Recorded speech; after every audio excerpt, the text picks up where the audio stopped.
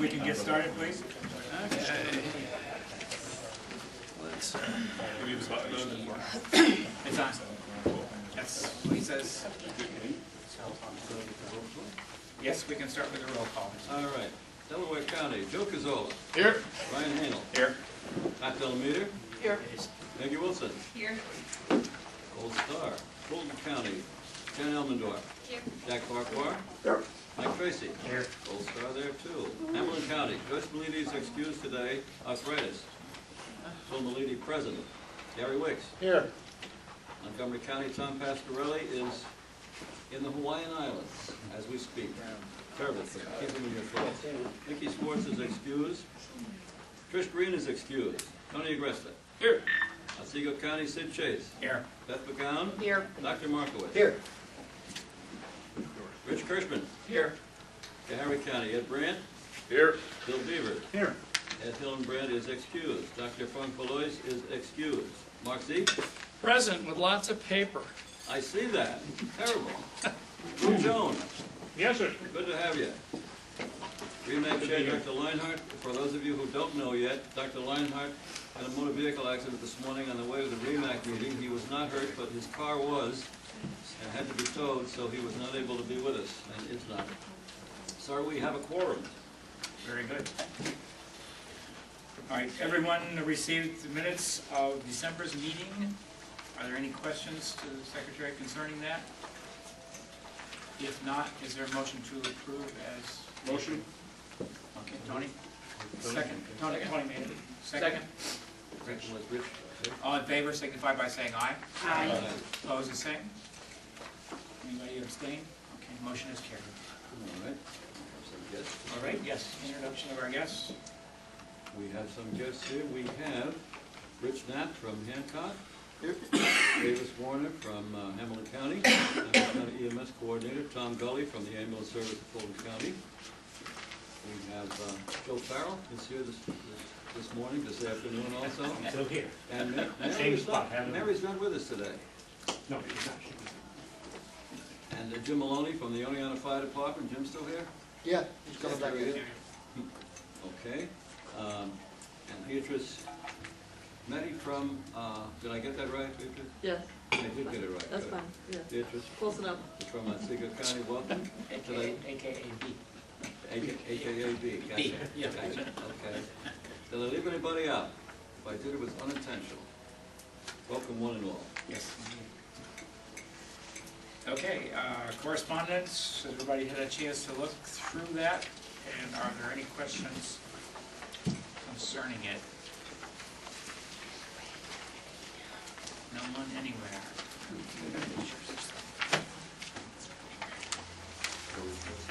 I have no report as the vice chair. So, the secretary's report. Okay. Once again, folks, I ask you to take a look at the information contained in the correspondence section. And the correspondence log should be considered part of my report to everybody. Because, and any really salient points of information I'd like to repeat right now, but I take a look at the correspondence part because a lot goes on by way of correspondence. On December 21st, we participated in a conference call involving a total of 12 regional offices. The subject was the current state of the rollout plans for the new collaborative protocols. So some following points were discussed, and I'll bring them up just very briefly. The collaborative protocols have now been adopted by 15 out of the 18 regions in the state. The only 3 regions that have not adopted it are, altogether now, New York City, Nassau County, and Suffolk County. Right, there you go. 83% of ALS providers in the state will now be using the collaborative regional protocols. This is very interesting. The updated protocol app in Apple format has been sent to Apple for final approval. Whatever that entails, I have no idea. The Android version is about to be sent, if it hasn't already. That happens out on the West Coast. Training modules are being developed in several different formats. More about that in just a moment. And a bank of test items for each level of certification, AEMT, AEMT-CC, and EMTP. Each region was asked to submit 10 test items on the total of 10 test items for the 3 levels of advanced certification, and we submitted ours, and there's going to be a test bank. More about that in a second. Final rollout date is not certain, but perhaps these next few items. A lengthy phone conversation on January the 13th with the regional director in Westchester County elicited the following information. Training and materials consisting of PowerPoints, videos, and PDF documents will be released on February the 1st, that's a week from this coming Wednesday, and links to them will be placed on our website. These are the training materials that all currently credentialed techs will have to avail themselves of in order to continue their credentialing in the region. We'll have a link to this on the AAREMS website. I will be sending, obviously, a notice out to all the agencies in the region, and I plan a regular mailing by United States Postal Service to all of our techs, so they will have no excuse that they didn't get the word. I say that because sometimes excuses are found. Anyway, a bank of the test items, as I said, will be ready by February 1st. The items will be available via a link on our website. In either case, anybody taking the electronic exam will be provided with a certificate when they pass the exam. But our REMAC, having the option of deciding whether or not to mandate an exam, decided not to mandate an exam for currently credentialed techs in our region. So currently credentialed techs in our region will only have to avail themselves of some time spent on the training sites, and then sign an attestation that they have availed themselves of this training. And we're working out those details. Beth McGowan had some excellent suggestions about that. This will be worked out on an agency level so that the agency will be able to say that John Jones and Mary Smith and everybody else who's an ALS provider in this agency has taken the training materials appropriately, and the documentation is held at the agency level. It is expected that the Apple and the Android apps will be ready by March the 1st. Now they're the wild card because we don't really know about those apps. They keep pushing back the date on that, but it is expected that they will be ready by March the 1st, which will be considered a soft month, unquote, for provider training and credentialing, with a provider deadline for credentialing of March the 31st. In other words, the training sites will be open February the 1st, and the apps should be available by March the 1st, and everybody who is a currently credentialed tech has until the 31st of March to finish their training, sign an attestation, and be ready to practice under the new protocols. Now, new folks coming on board will have to take the credentialing exam. And the credentialing exam, there'll be a link to the credentialing exam on our website. The credentialing exam, I believe, is going to be made available either by the Monroe, Livingston, or the Central New York region. And that's the one that will, it's an open book exam, as it is on our website at present. And that's the one we'll provide a link for.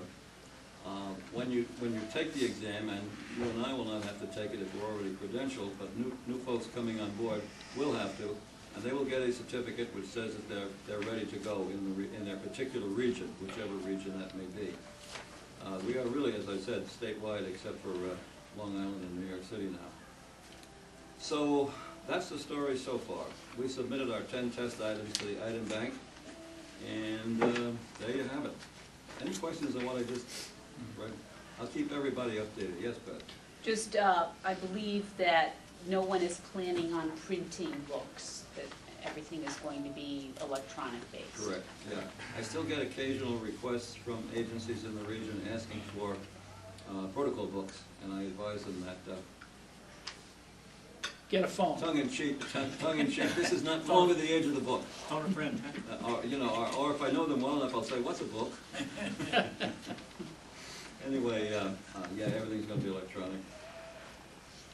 Like I say, the one wild card, and nobody really has the answer except the folks in California who do the software developing. The one wild card are the apps, the 2 apps, and my guess is that Apple's going to be available before Android is. So I'll keep everybody fully advised on that. On January the 9th, we received written nominations from the Otsego County EMS Advisory Council as follows. Timothy Foster is requested to become an alternate, and Richard Kirschman as a voting member to succeed Dana Wygand, whose term has expired. So I'd like to make a motion that the nominations of Rich Kirschman as to become a full voting member and Timothy Foster as an alternate be accepted. I make that as a form of a motion. Gary seconds it. All in favor, signify by saying aye. Aye. Opposed, the same. Motion is carried. We have one notice of enforcement action. A gentleman from Canastota, New York, had his certification revoked, effective 12/20/16, revocation stayed, civil penalty of $3,000, of which $1,000 is suspended. Full information will be in the minutes when they are presented to you. My goal is always to get the written minutes out to you electronically within a week, and I'll try to do it a lot quicker as electronics allow. Sir, that is my report. Okay. Are there any further questions for the Secretary before we move on? Okay, that being the case, let's go to Treasurer's report. Okay. We have a copy of the account balances and cash flow present for everybody's pickup. And on January the 3rd, we forwarded to the Department of Health the quarterly council deliverables for the period from October 1st through December 31st, together with a claim for payment in the amount of $64.1540. On that same date, we also forwarded the quarterly program agency deliverables for the same period, together with a claim for payment in the amount of $43,492.41. All documents were forwarded electronically in accordance with current DOH policy, which is really very user-friendly, I have to say that, really very user-friendly. On January the 14th, we received a check for $49,906.91, payment in full for both vouchers. So from January the 3rd to January the 14th, that's what I call rapid payment. Rapid payment. A printed report of the cash flow and balance sheet was distributed to all members. Everybody, Mr. Jones, as our advisory member, Sid and Jack Farquhar first received detailed cash flow balance sheets and register reports, plus copies of canceled checks as per the review arrangements. And the report is? Everything was found to be accurate and in order. Okay, thank you, Jack. Okay, motion to approve the Treasurer's report? So move. Okay. Second? Okay. I'm sorry, who was the second? I'm sorry. Beth. Okay, who was the first? Then I missed the first. Well, we're interchangeable, it doesn't Okay. matter. Yeah. I'm sorry, I missed it. Well, you know what I mean. We know what Yeah, you're saying. right. All in favor, signify by saying aye. Opposed, the same? And abstain? I will abstain at this time. All right, motion is carried. Okay, let's move on to committee reports. Training committee is first. Is there anything you want to say before we? I just want to mention that Howard Duke was unable to attend today. But he did advise by email that SUNY Cobleskill has canceled both their EMT original and EMT refresher classes that were scheduled for the FMCC campus, that's the Fulton Montgomery Community College campus, due to extremely low interest and enrollment. He wanted me to let this be known to folks. He noted he's in talks with the FMCC Dean of Instruction to see if SUNY Cobleskill can possibly return to the campus at a later time to attempt courses again. And that's my portion of the training committee report. Okay. Since Howard is not here, I had intended to ask him for a report on the teaching day at Cobleskill, and Beth has very kindly accepted the task of being his stand-in to give us a little report about that day. It was a very well-attended day. There were 134 participants. We had to move to a bigger venue this year due to the growth. It has grown every single year that it's happened. And Howard does a terrific job in bringing in national level speakers.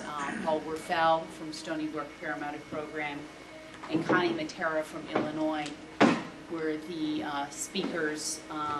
And I'll tell you, Connie is a phenomenal speaker that really just you learn something every time you listen to her. Topics were, you know, neurology, stroke, drug overdose, MIs, things like that. It was a very well-attended day, and I think a lot of people, I've heard nothing but good feedback from everybody that attended. Thank you, Beth. Yeah. Howard's already making plans for next year. I had a chance to talk to him last weekend, and I think it will grow yet again from his preliminary reports. So if you have never been there, I'd encourage you to look seriously at it next year. Transportation standards. Transportation standards, a little update. Bear with me as I read you this paragraph. Just for the record, on September 19th, 2016, we received an application for transfer of operating authority from the Wells Volunteer Ambulance Corps.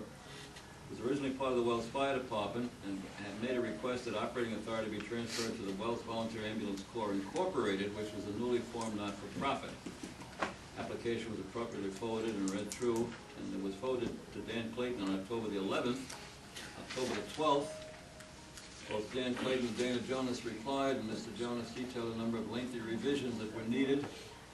They returned, I returned the information to Wells. I got a few of the revisions.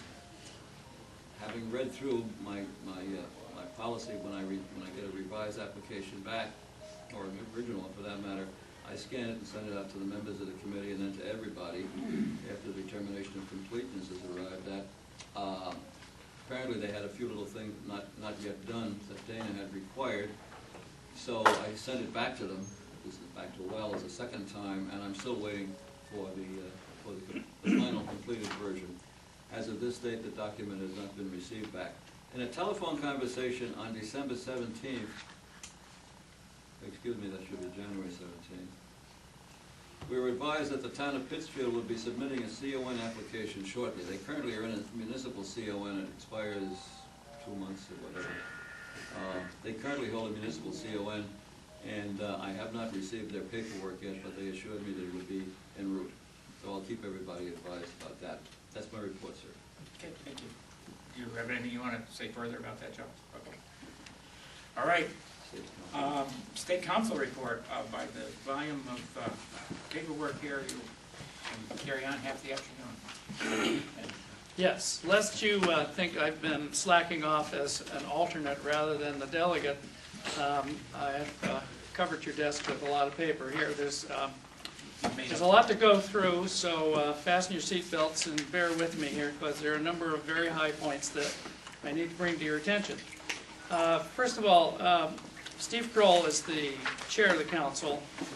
You can read about the election in the first paragraph.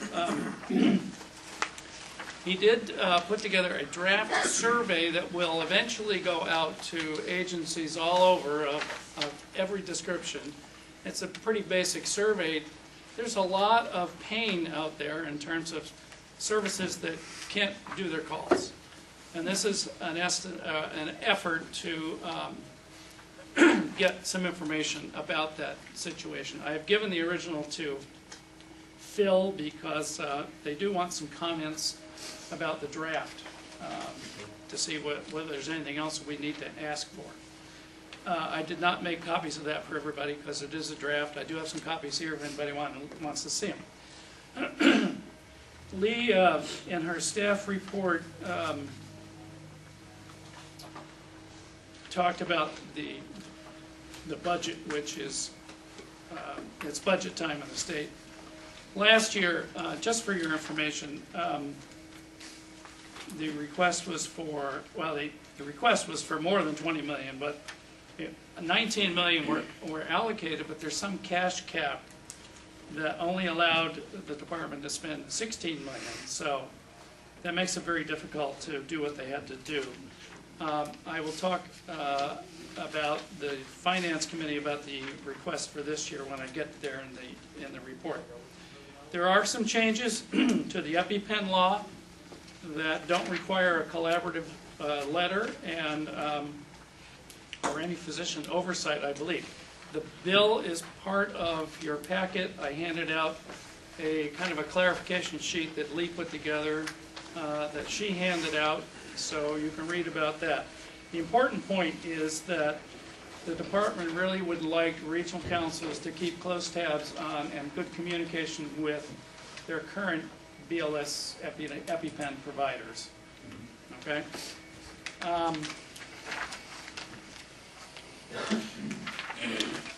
And I spoke at the REMAC about the controlled substance letter that went out. That letter and the list of agencies in our region have little tick marks on. There's a list of about 76 agencies that have not submitted an application to provide controlled substances. There's ALS agencies.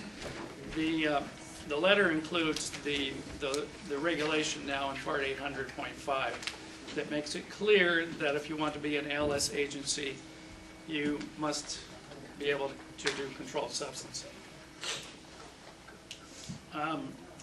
Lee's been traveling around the state having meetings and talking about workforce issues, and I think Beth attended one of those in Cobleskill.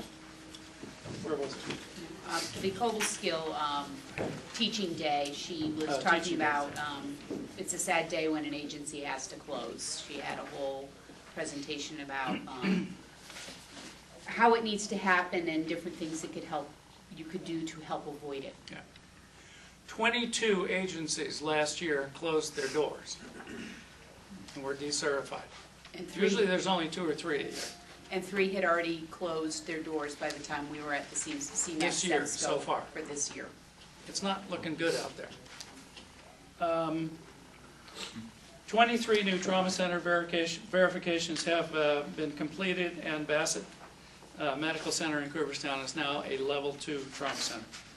EMS Memorial, May 23rd at 11 o'clock on the Empire State Plaza. Vital Signs Conference in Rochester, October 25 to 29. There's a long discussion about medical standards, which you can read about. One point about services that are providing ketamine. Even though that's paramedic only, critical care technicians can legally act as controlled substance agents, but you have to put the ketamine in a separate pouch or box or something. But you can put it all in the same safe. Dr. Daly reported about the rollout of the collaborative protocols, which you've already heard about. The check and inject program is going very well. 530 agencies are participating. 18,900 providers have been trained, and there have been 61 uses recorded so far. Spinal immobilization done under education and training. Well, you can see above that the numbers of providers who were trained in 2016. Spinal immobilization will continue to be taught, but it will not be tested in the practical skills exam. Okay? I need to read you something about critical care. In that bottom paragraph there on page 3, about there is a critical care tag that is deliberating the fate of critical care technicians in the state of New York. There have been a number of discussions, and I will read you their report about what their deliberations are. They're hoping to make a final report at the next meeting, which will be in May. But for the moment, no decisions have been made about the future of critical care techs. Although Ray Sarowick in his notes, which I used to help me do this report, somewhere he heard that nothing will be done until maybe 2024. So I don't know how reliable that is, but I put it in there. I'm going to read you this. The critical care tag report of deliberations. The CC tag was tasked with evaluating the future of critical care level in New York State. I'm reading this because it was read twice at the state council level, so everybody was clear about it. Years ago, when CMAC and SEMSCO reviewed the National EMF Scope of Practice document, the CMAC voted to continue the critical care level in New York State. Since that time, several issues have arisen.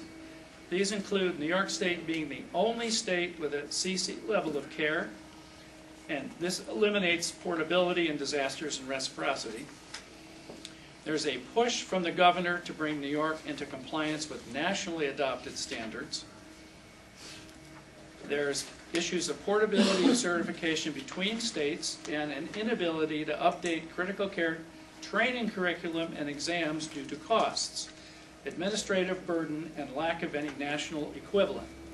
Thus, there has been recent discussion about eliminating the CC level in New York State.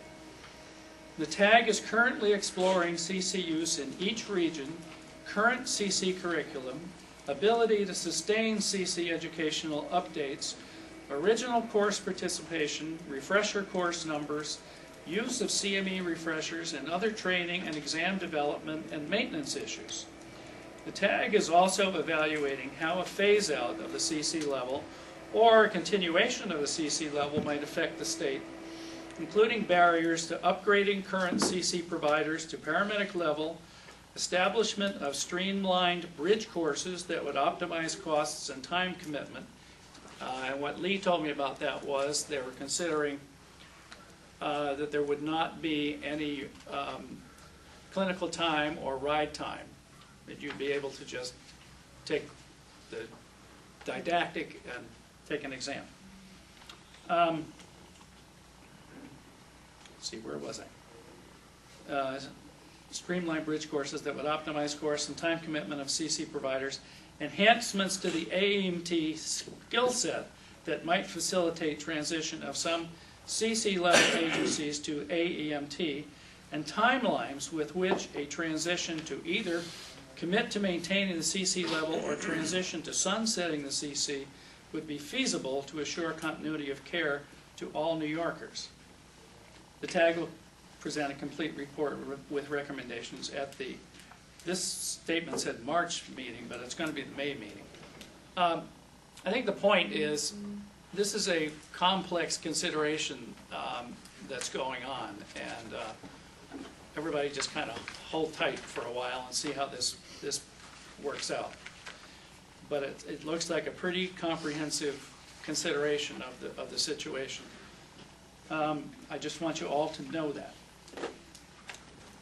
Let's go to the next page. Oh, the systems meeting. There are, yeah, and some of this is going to come as a bit of a shock. First of all, the department is organizing an exercise scheduled for late February or early March to test the EMS mobilization plan and related communication systems. However, there's almost no role for EMS in this. In other words, they don't want us to show up. But what they want is there will be a contact made to your county coordinators who will contact various squads to see how many ambulances might be available for whatever the exercise is to test the mobilization plan. So just be aware of that. But no units will have to respond. That correlates to the hospitals and regional emergency preparedness exercise that they kind of didn't communicate well with the EMS on the state level. Yeah. So I just want you all to know about that. This is really for Phil, but the Department of Health secure file transfer system has adopted a version 2.0 where you can send material up to 2 gigs. And in the back of the packet is a helpful couple of pages about that. I'm somewhat familiar with it already. Okay. Well, I knew you would be interested in that, so, and anybody else who is interested, of course. During the last quarter of 2016, well, let me go back a minute. There are 2 CON appeals in the pipeline. However, it's uncertain when they might make it to committee for review, since they've lost 4 ALJs, administrative law judges. I think they only had 6. So there's only like 2 left. So these appeals are going to take a long time to get to the Systems Committee and the State Council. And a lot of these appeals are, and I'll go into this in a few minutes, are on technical issues with the application process rather than substantial issues. 606. Right, of 606. 606 is the policy that deals with CON hearings. There were, in the last quarter of 2016, there were 50 CON operating authority applications.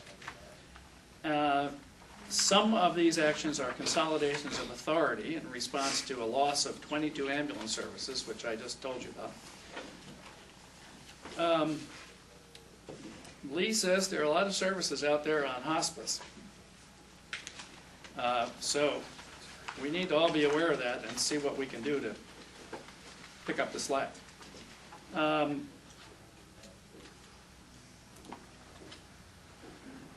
There was an emphasis and a clarification on a question, actually, that came up at this regional council, which I was a part of, about agencies. An agency is not required to operate in every part of its primary operating territory. Rather, it must simply operate in some part of the territory listed on the certificate. This goes to the transfer of operating authority situations.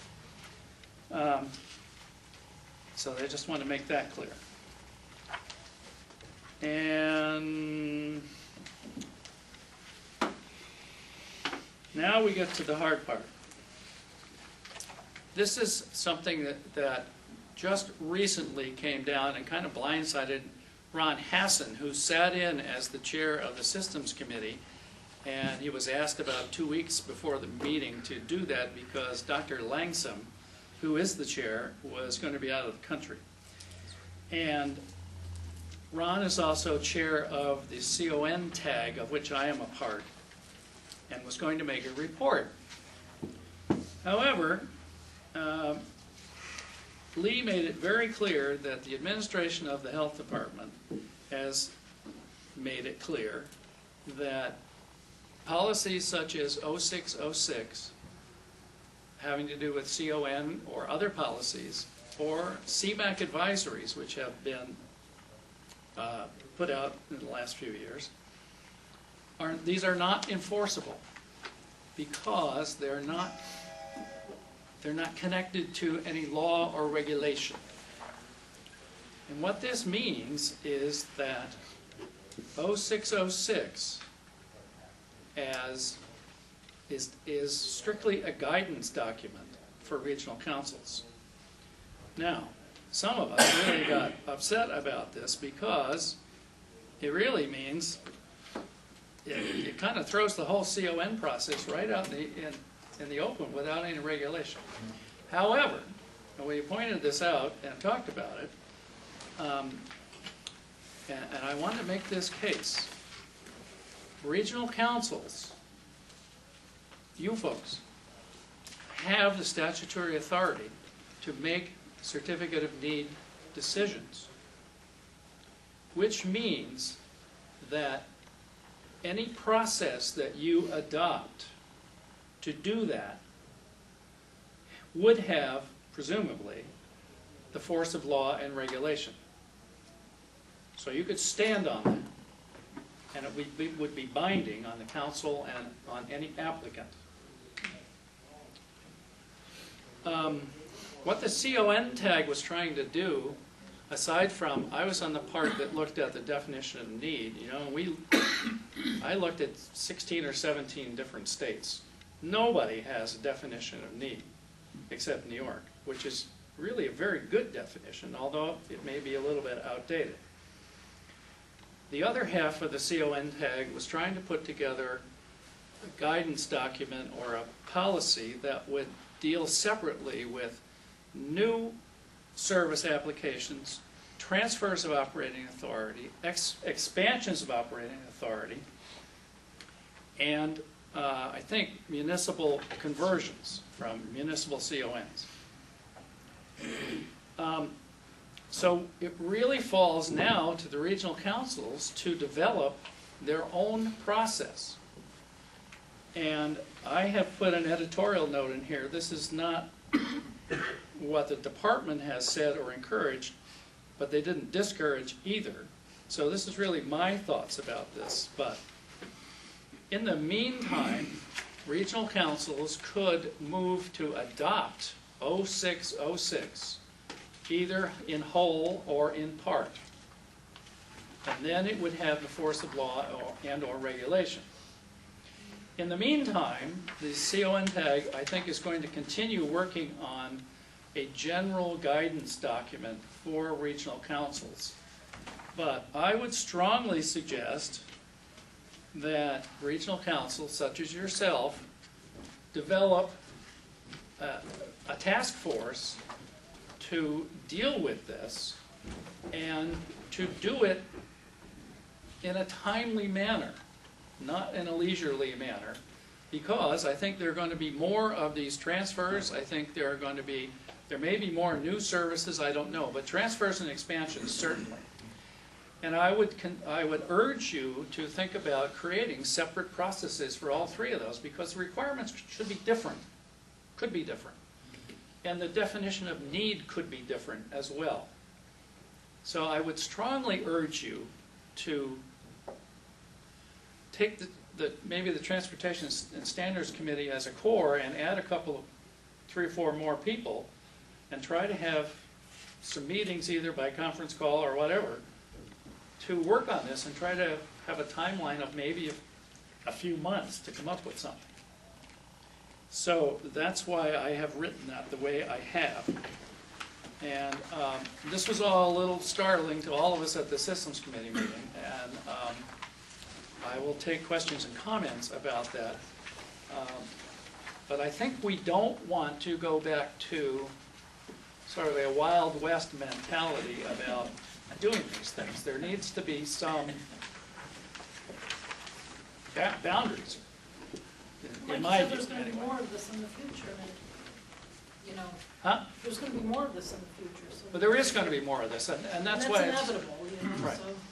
And the danger, of course, is somebody said, well, geez, that means we could have, there are 18 regions, we could have 18 different processes. And while that's a possibility, I think one of the focuses of the CON tag is to provide some kind of guidance document so that there's some kind of consistency that also takes into account regional differences. Because it was pointed out at the meeting, a lot of what's in 606 really doesn't apply so much to, say, New York City. Right. So they should be free to make a process that is sensible for them. So, and that goes for us and How on wild the other and crazy regions. could it get? I'm sorry, Jim, How what? wild and crazy could it get, you know, I mean, really, going region Well, to region. you know, You know, I mean, I don't know. Maybe I'm naive with this, but well, I don't, part of the reason Article 30, other than the fact that the feds were trying to give highway money to the states and said you had to codify your EMS systems, part of the reason Article 30 was put together and finalized in 1975 was it was pretty Wild West from what I understand, especially in urban suburban areas where patients got fought over. Because, that's happened. you know, some people might be able to attest to that. So yeah, you don't want that to happen. And you want some control. So I would, as your advisory member, I would advise you to take a serious look at this. Okay, the question I have for you Yeah. is, you're recommending that we go ahead and do this while we're still waiting for some guidelines, if you will, from CMAC on this issue? Or- Right, because I think that will be, well, the next meeting is May, and I don't know, I suppose we'll be meeting by conference call in between then. But you could, as I suggested, you could go ahead and adopt 0606 as your guidance document at the moment. A little while back, Dan Clayton sent out an email message to all the regions about the TOAs, saying, what do you think about the TOA policy, and giving some suggested items. And Tom took a good look at it, and I did too. And Tom said, I don't see any need for changing our policy now, and I transmitted that to Dan, and he said he was collecting feedback from the regions in time for the SEMSCO, so I presume he did. I haven't heard anything. There wasn't anything about Changes. that, no. I believe if that's the one policy, Lee said that there were no, they had solicited it and there were no one had suggested any changes. Right. Well, we And I didn't, think but the we other thing suggested no that changes. Mr. Hassan did was, or Dr. Hassan did, was reactivate and really say, okay, if we can't put together a policy, if we can't put together a new 0606, because it won't make it be accepted because it's a policy that puts conditions of doing business as opposed to law or regulation as conditions of doing business. He is going to shift the focus on his group to the development of the guidelines for each type of CON. So I think there's some work happening at the state level Right. to help with that. That's what I was wondering. And I think you could adopt 0606 if you wanted to, or 90% of it, And change whatever, it later. and change it later. You know, Okay. you wouldn't, if you adopt it, you're not really stuck with it if you decide you want to develop your own later. But I think to cover yourself, it might be wise to take a look at adopting that. Or you could, you know, there are regions that have adopted their own CON processes. I believe Hudson Valley is one that you could solicit the other regions and see who is doing what.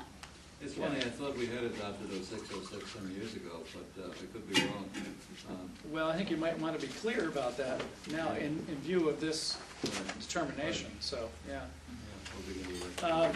So I'm sorry to bring you that, but it was quite startling for all of us. And Yeah, it was a little long It's a ago. close- and part of the problem is, as Lee says, the regional councils, despite 0606 being out there, most of them are not doing a very good job of following it or complete it. Well, there's one appeal that is in that the application is missing a whole bunch of information. So, and Lee also says so many of the appeals are based on technical flaws of the application rather than issues of need or other substantial issues, which is, you know, what the appeals ought to be. So these, I'll call them frivolous appeals for lack of a better word, but they're just piling up, and they're not, it's going to be a long time before those are disposed of at Systems Committee and SEMSCO.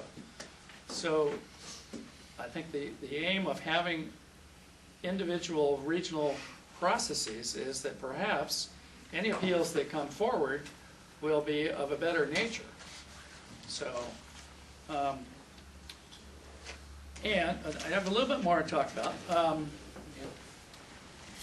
The Systems Committee handout, which is here after the cartoon, first set of cartoons, is interesting to read. All of the closures and other activity, transfer of operating authority, are listed by region there. And I would draw your attention to Mid-State on the second page because this handout I sent out, Dana Jonas included in the original Systems Committee handout. It's about a consolidation that occurred out in Wayne County between two services and two different territories. And there is a map of the territories in here and some financial information about both services.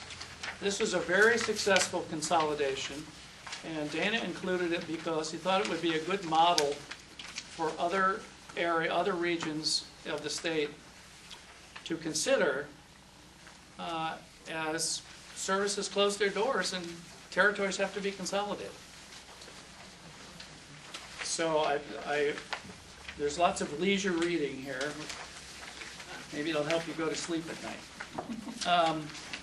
There was one other item that they're going to start sending the closure list to the program agencies.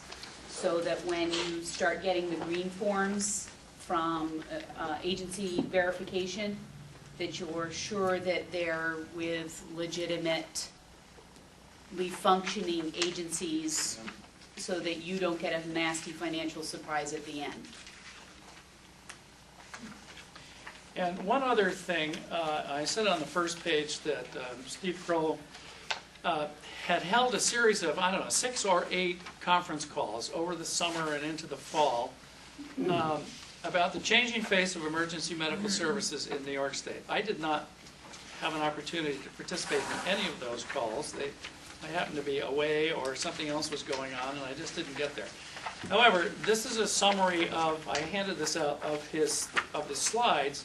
At the end of the SEMSCO meeting, he presented this at the beginning, and they didn't want the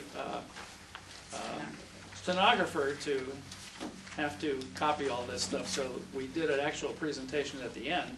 A lot of people left because they had planes and trains to catch and had to get home, or they had a 5-hour drive to Western New York. Beth and I stayed for a while. We didn't stay till the end because Beth had a meeting and we had to get home. Anyway, you can kind of read these slides. They're pretty interesting and sort of self-explanatory, and you can kind of read between the lines. But it's talking about this very serious situation out there with paid services, volunteer services, municipal services. We're all struggling to have enough people. And the fact that Fulton Montgomery Cobuskill canceled the courses at Fulton Montgomery seems to me indicates that the problem is here as well. Not enough people are interested in doing this. And I don't quite know what we're going to do about it, but we got to start talking about it and thinking about it. So I hope you will take some time to read that all. I will take any questions anybody has. Questions from Mark? Not a question, but thank you, Mark. That's very exhaustive. You're That's a welcome. lot of stuff. It is a lot It of was a stuff. pretty exhaustive couple of days. Yeah. It was, I can see that. I can see that. Joe, do you have any comments on the CON thing at all? You have any? Answer the question about the Wild West. I saw you. Haven't been there. Yeah, that's Did right. you see the movie Mother Drugs and Speed? No. Yeah, I did. Young people, nobody's ever seen the movie. I've seen it. Rent the movie, and that was EMS on steroids. It really, the whole reason for Article 30 was because it was the Wild West. I started in 1964, and it was the longest 10 years of my life. That's in New York City, not necessarily up in rural New York, but in large metropolitan areas, it was interesting, to say the least. So, yes, there is a need for a process, whether that process. Oh, I don't disagree that there's a need for a process. I'm just saying, like, I don't agree with having the process be the same for here as it is for New York City. You know, how much are we gonna get out of control in a region up here, making our process fit our needs here? Does that make sense? I don't know if Yeah, I see what you're trying to I'm say. not saying I have a and- process, there has to be a process. New York City's never gonna sign. I'm saying even a region next door to us might not fit what we need for our region. And that's why you have 18 So- regional councils. So, That was the purpose of the so regional if we're agreed that you need some kind of process and one that fits what we do up here, I think that's appropriate. Because I think we're sort of at that juncture. And so I'll tell you what I have learned over the years. When something adverse like this comes along, I have learned to say to myself, what is the opportunity? What opportunity does this present? What can we do to make things different, better? And so, yes, I think we all sort of had a sense that these policies and advisories were really just guidance documents. A number of people have said to me over the years, well, it's not law, so I don't have to follow it. Right. But if you adopt a process then it has to be followed.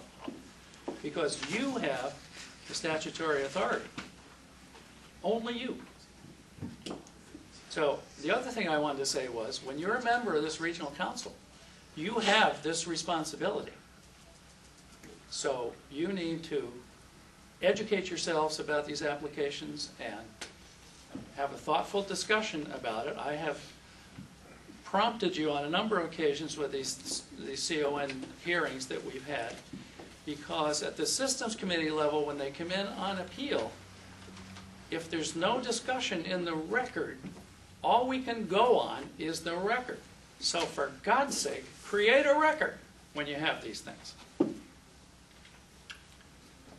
Because when you make a decision, well, we decided yes or no, and you don't say why you decided yes or no, and it's not reflected in the record, we don't know, and we can't accept anything new when it comes before the systems committee and the SEMSCO. It's not de novo, so somebody can't come in and say, well, yeah, but we changed this now. Doesn't count.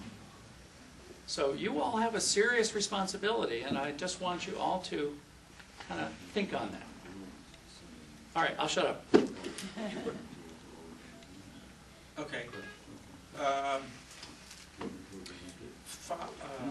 Following up on your suggestion, is there a motion by this council that we augment systems and training committee to study this and come back with transportation and standards? Sorry. What's your pleasure? Absolutely. Someone want to make a motion? I'll make a motion. The motion is made. And Motion made to, I'm sorry, motion is Form a committee. to augment the committee. to augment transportation and standards. Okay. Currently on the Transportation and Standards Committee, we have Tom, Sid, myself, and Lou. We're the 4 members on the Transportation and Standards Committee. And could we update? I think this would be a good thing for you to be on. Can you include how many others you want to put? You want to put a number? Oh, six.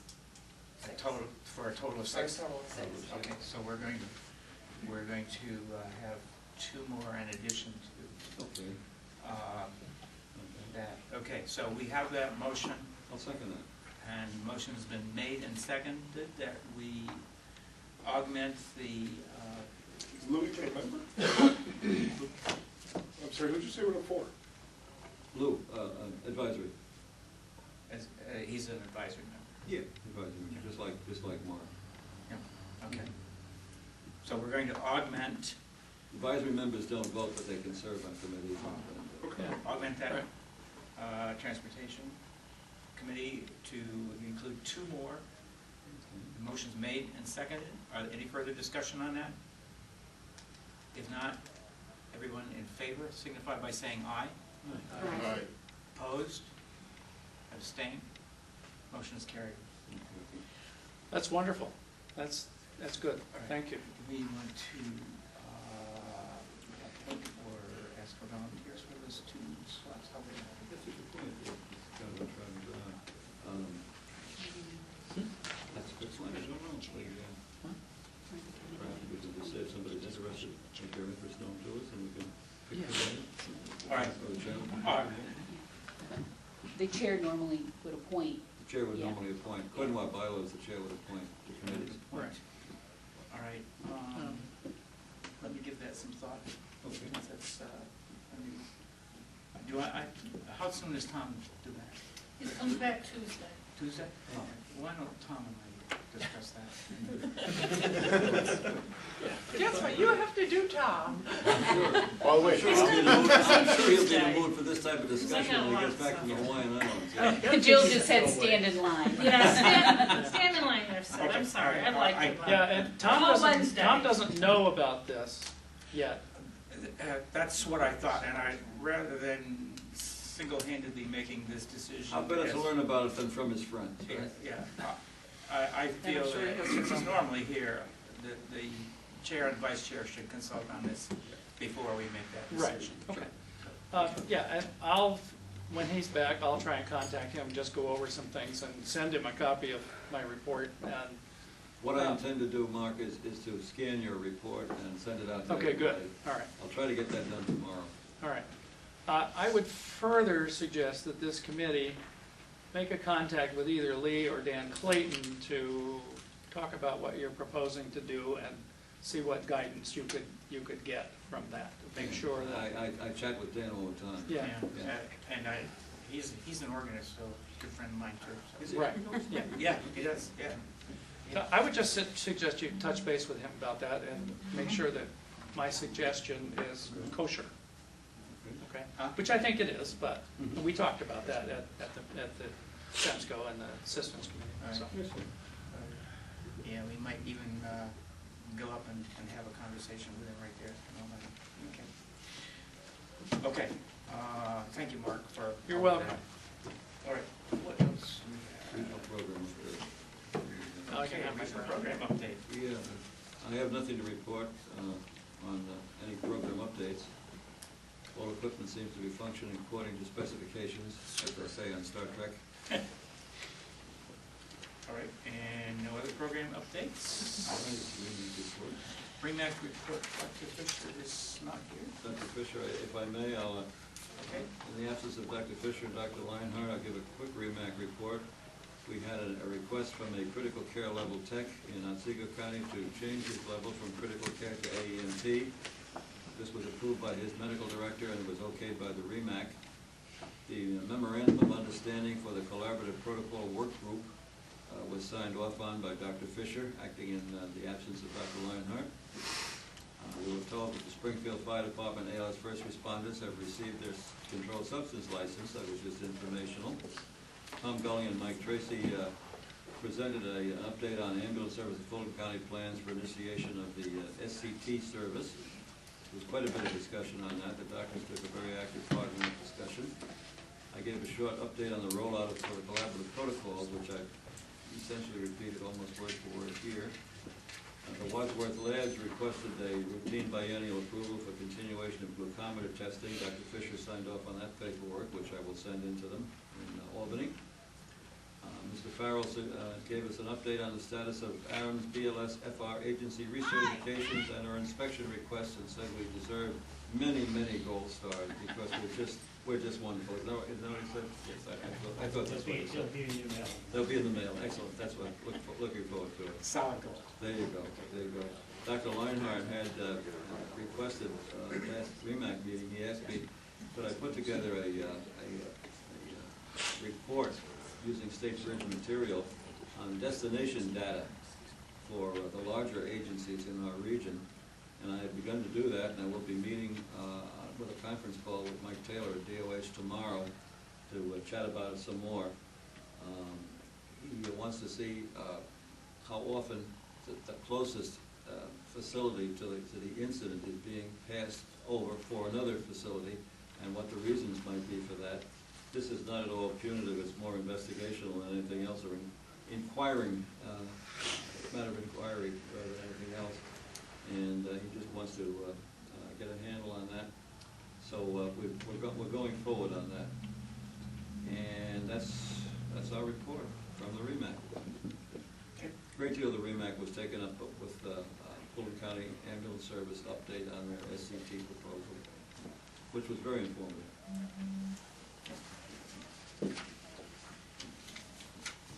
All right, let's move on to county reports. Hamilton County. We have two courses beginning this month. Actually, one started this past Monday, and one is beginning next Monday. It's the EMT course, original and refresher. Okay. Fulton County. Nothing new. Nothing new, Jeff? Montgomery County. Nothing to report. Can I add, GAVEC has a EMT class started at the end of this month, and we have 21 enrollment, which is 14 originals and 7 refreshers. So this, it's a good sized class. Looking forward to being successful. And your Hamilton County class enrollment, is that looking good? It is looking good, of course, it's not 21 in the class, but one is in inlet, and I'm not sure how many we have actually started that class Monday. It was a holiday for the county, so I didn't get to talk to him. But I think we have 13 possibly in the Good. 13 is a mob for us. Yeah, that's, Yeah. that's a good number. Schoharie County, do we have anybody? Yeah, we have two gentlemen from Schoharie. Yes. We're just going ahead with the supplementing the squads with paid staff from the county, part-time EMTs for some of the squads that can't make it off the ramp. We just finished the job description. It's got to be finally approved by the County Board of Supervisors, and then we can start hiring the staff. We're also have the CPR instructors class is coming up next Tuesday. We have 10 people that are participating in that to become CPR instructors for the county. That's about it. Thank you. Otsego County.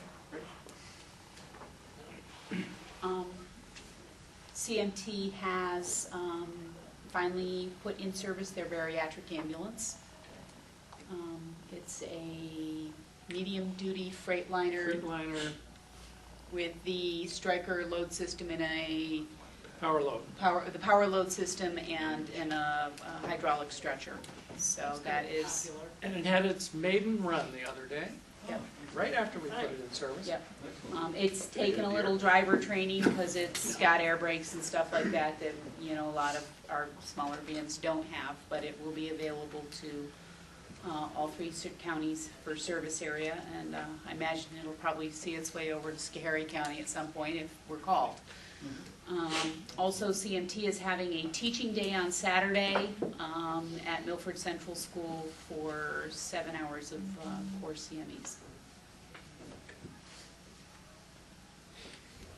Maggie, Delaware County. We're still working on our EMS forum, the state of EMS, so we're currently having meetings about that and what direction we want to go. As far as supplementing the county EMS system, is obviously the writing on the wall as well. Courses, our enrollment is still down. So one course, just EMT course, is the only thing we got for this year. We're going to try to get an EMT refresher going too, so hopefully we'll get some people that have let it go and want to come back and get their EMT back. So we're hoping to do a short registration on that, and have that start in March. Other than that, I think that's all we've got. Thank you.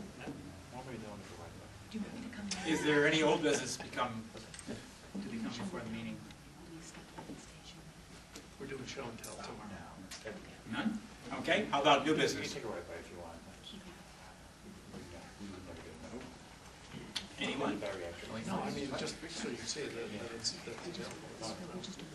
If there is no new business,